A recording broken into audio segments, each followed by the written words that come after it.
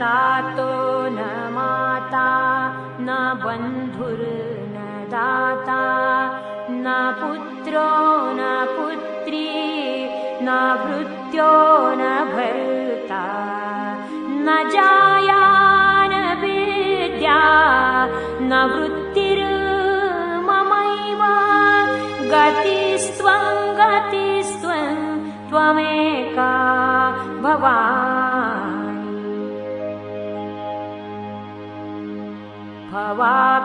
भवाब्धावपारे महादुःखभीरुः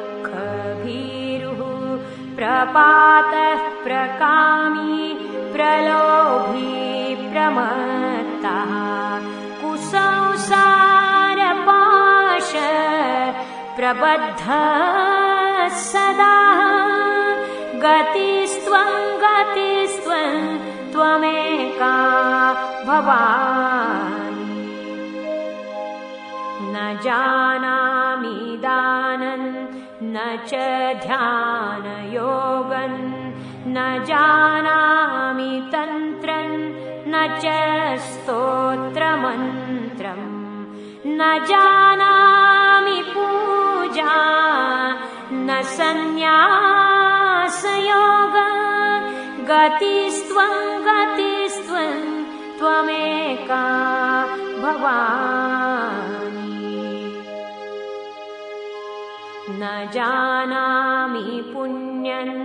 न जानामि तीर्थं न जानामि मुक्तिं लयं वा कदाचित् न जानामि भक्तिं